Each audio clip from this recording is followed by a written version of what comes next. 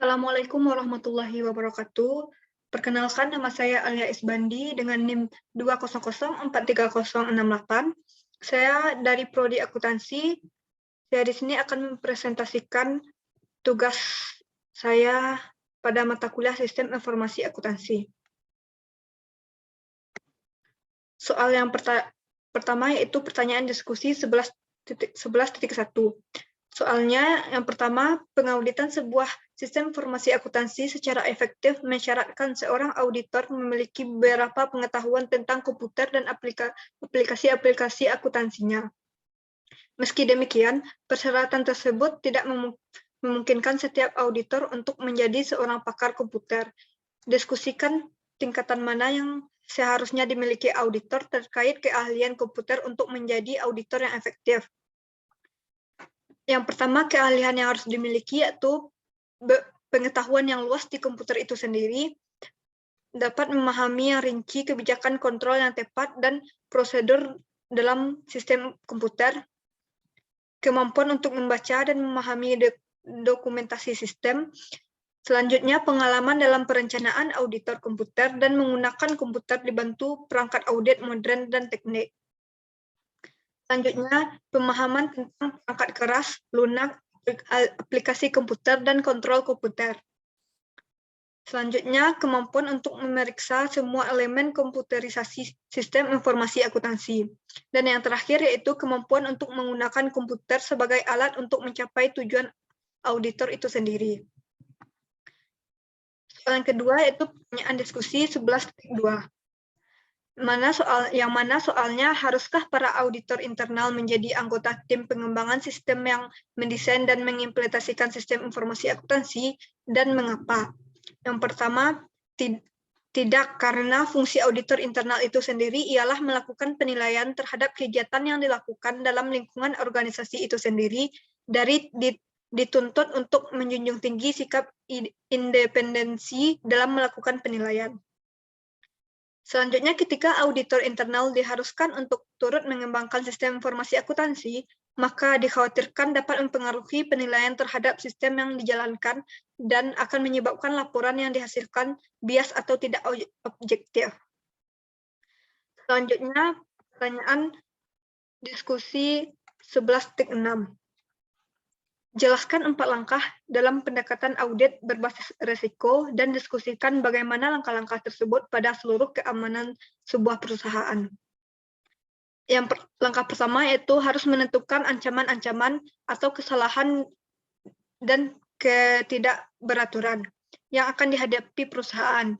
Ini adalah sebuah daftar dari penyalahgunaan perusahaan yang secara kebetulan atau disengaja pada sistem terbuka. Selanjutnya, mengidentifikasi prosedur pengendalian yang mencegah atau mendeteksi atau memperbaiki ancaman. Hal ini adalah seluruh pengendalian harus dipertimbangkan manajemen dan harus diperiksa dan diuji oleh auditor untuk meminimalkan ancaman. Langkah ketiga yaitu mengevaluasi prosedur pengendalian dalam cara sebuah tinjauan sistem atau sistem review, menentukan apakah prosedur pengendalian benar-benar dilaksanakan. Dan uji pengendalian test of control dilakukan untuk menentukan apakah pengendalian yang ada berjalan sesuai dengan rencana. Langkah yang terakhir yaitu mengevaluasi kelemahan pengendalian untuk menentukan dampak dalam jenis, waktu, atau tingkatan. Jika auditor menentukan bahwa risiko pengendalian terlalu tinggi karena sistem pengendalian tidak memadai, auditor harus mengumpulkan lebih banyak bukti lagi. Kelemahan pengendalian dalam suatu area mungkin dapat diterima jika pengendalian kompensasi dalam area lainnya. Selanjutnya, pertanyaan diskusi 11.2. Apakah Anda melupakan sebuah langkah audit yang penting? Jelaskan. Tulis 5 contoh dari prosedur audit yang dapat Anda rekomendasikan sebuah kesimpulan. Yang pertama, satu langkah audit yang terlupakan adalah informasi dari luar karena auditor harus mendapatkan bukti yang tepat dan cukup sehingga risiko kesalahan penyajian material dapat diminimumkan. Hal ini dapat dicapai dengan bukti-bukti yang berkaitan. Yang pertama, pengetahuan tentang klien. Yang kedua, informasi dari luar perusahaan. Yang ketiga, sistem akuntansi. Dan yang terakhir, kualitas pengendalian internal. Selanjutnya, pertanyaan diskusi 11.1, yaitu akankah Anda menerima atau menolak hal-hal berikut? Mengapa? Yang pertama, rekomendasi agar departemen Anda bertanggung jawab untuk perauditan atas faktor pemasok.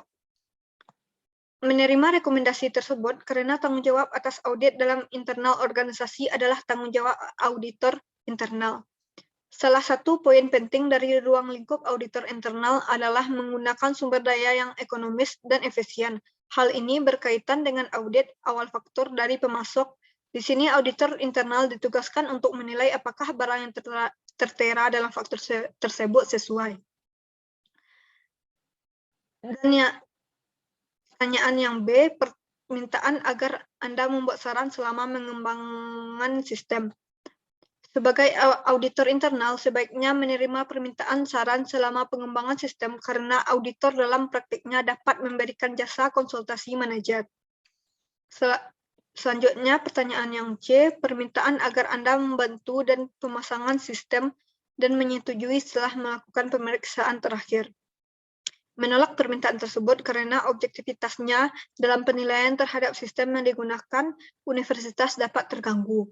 Selanjutnya, objektivitasnya dapat terganggu ketika auditor membuat desain dan menerapkan atau mengoperasikan sistem.